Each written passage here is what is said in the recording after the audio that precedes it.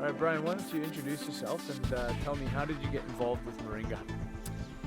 My name is Brian Holmes, and several years ago, almost 10 years ago, I met a scientist named Dr. Harold Foster.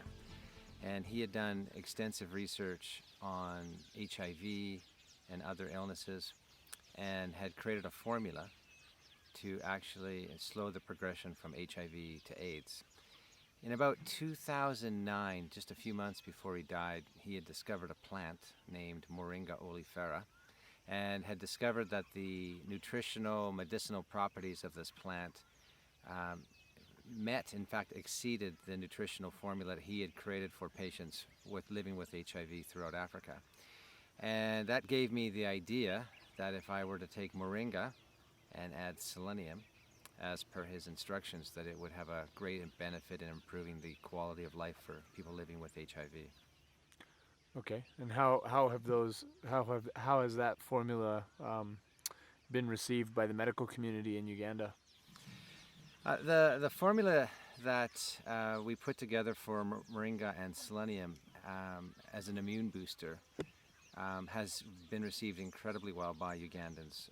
It's sold in every major hospital throughout Uganda, the pharmacies, a lot of church organizations that care for people living with HIV and other diseases have embraced the formula, and it's been used very successfully and seen great results.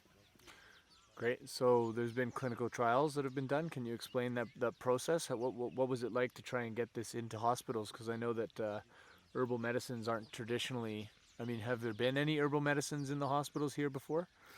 Actually, the formula using moringa and selenium is one of the very first herbal supplements to ever be used in hospitals.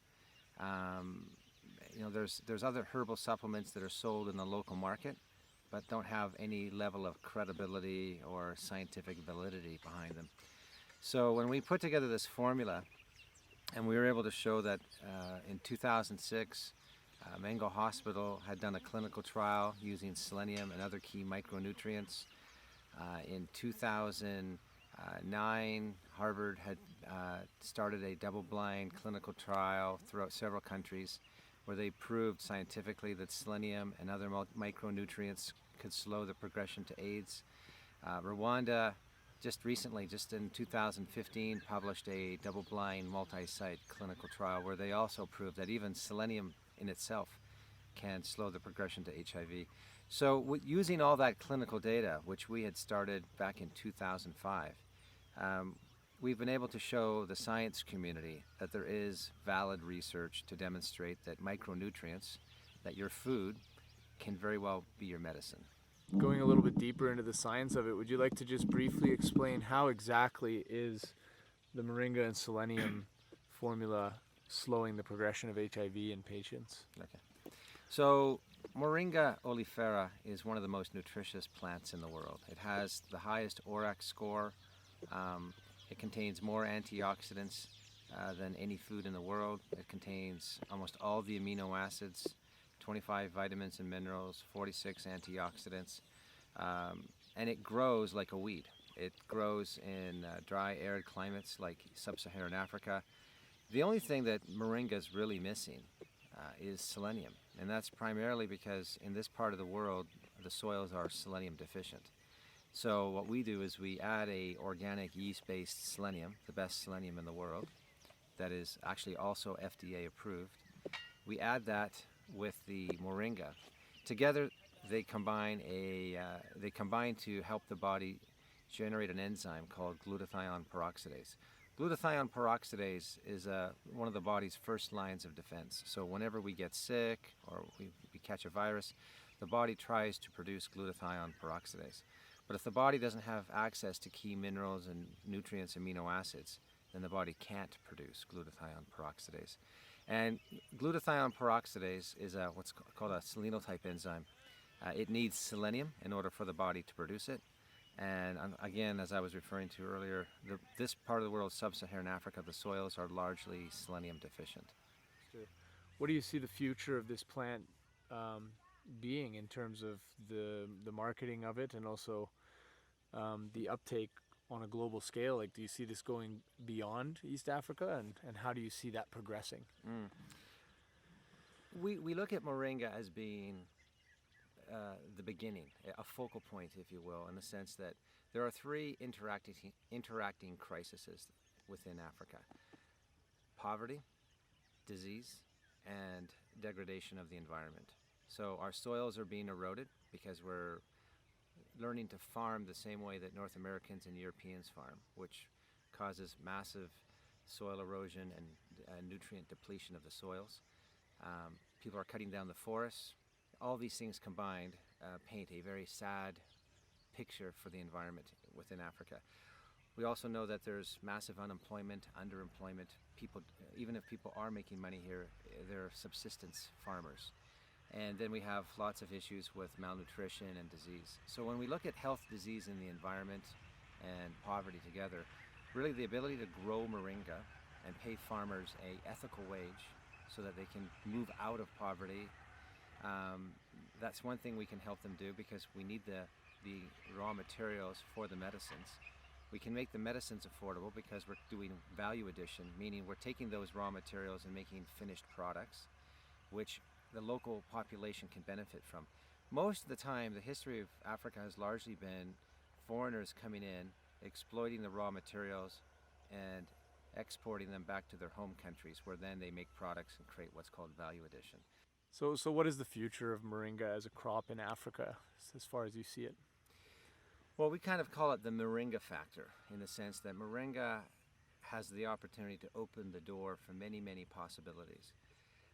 If you look at moringa being one of the most nutritious plants in the world, one of the easiest plants to grow in the world, we look at it as growing moringa as a medicinal food, a medicinal herb, if you will, enables us to address three interacting crises: poverty, health, and soil remineralization. So we can actually address health, wealth, and the environment at the same time, if you will. So by paying farmers an ethical wage, not subsistence farming, but an ethical wage to grow moringa in a controlled, regulated environment so that we can produce the world's best moringa, we can then manufacture the moringa that we mix with the selenium into a very powerful immune booster, which we then can sell to hospitals, governments, and really open the door, pave the way, if you will, for other medicinal herbs to act as complementary medicine, if you will.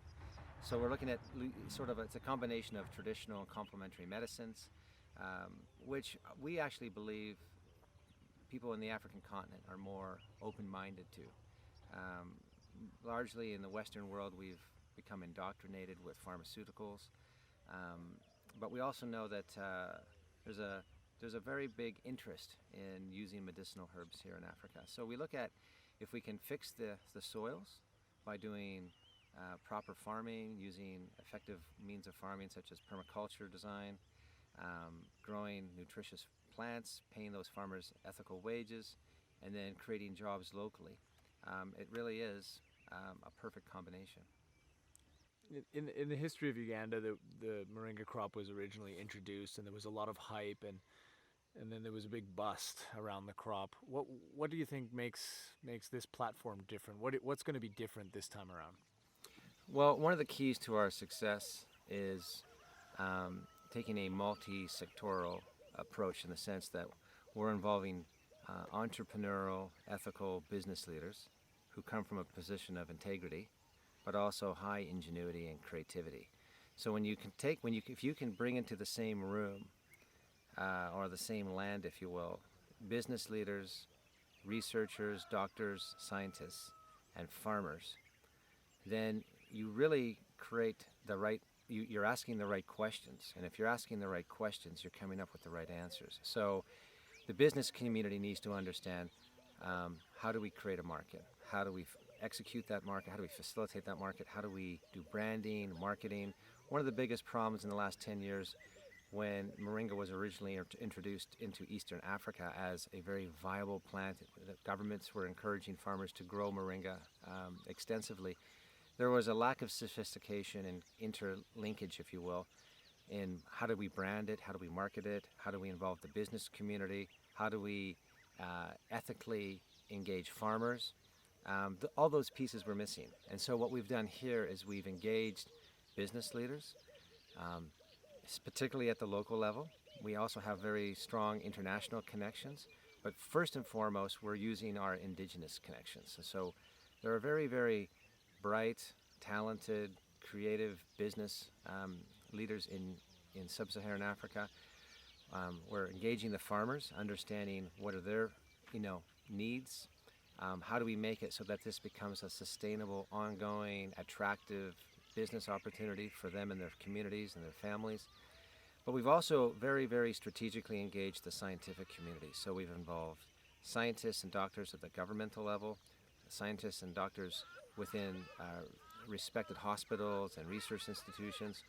And we've even involved local doctors, if you will, even in the village level, so that we can understand how do we take these indigenous solutions like Moringa and introduce them into the establishment, if you will, in a way that has credibility, quality, control, and all the things that you would expect any successful business to be able to have. Harry Foster once wrote a book. He wrote many books. He actually wrote over 400 publications in his life, and one of those was a book called What Really Causes AIDS, which I believe he wrote in 1999. He dedicated the book, at the beginning of the book it says, dedicated to Foinhaven 441. And most people in the world never had the opportunity to sit down with him and ask, well, what is Foinhaven 441? And it's a great story, and it really describes a lot of what we're doing here. In 1967, there was a famous horse race called the English Grand Nationals. And it was a brutal horse race where horses had to run around a track several times, jumping over brick walls and water traps and so forth. And there was a horse in the race named Foinhaven. And at the start of the race, it was 444 to 1 odds of winning. It was one of the largest, in fact, not the largest spread in horse racing history. The horse was so terrible that the owner and the trainer never came to the race. The jockey was out of shape and overweight, couldn't ride the horse, and so they asked 4 riders before the race if they would, and one of them chose to agree to ride the horse. On the last lap of the race, Foinhaven was a quarter mile back of the last horse, and the lead horse in the race crashed into the second last fence. And there was a major pileup. And Foinhaven, a quarter mile back, eventually walked through the carnage, flopped over the fence, and finished the race in the slowest time in history. And it's a great story, and you can watch it on YouTube. And I asked Harry once, well, that's a great story, Harry, but what has that got to do with your research on HIV and AIDS? And he goes, well, Brian, I'm Foinhaven. And I asked him, okay, so what does that mean? And he goes, well, I knew back in the 1980s when AIDS was originally discovered and the drug companies came out of the gate with their antiretrovirals and drugs and patents and so forth. I knew eventually that their theories on what supposedly causes AIDS would fail and crash, and that his theory on what really causes AIDS would be proven true and that he would win the race.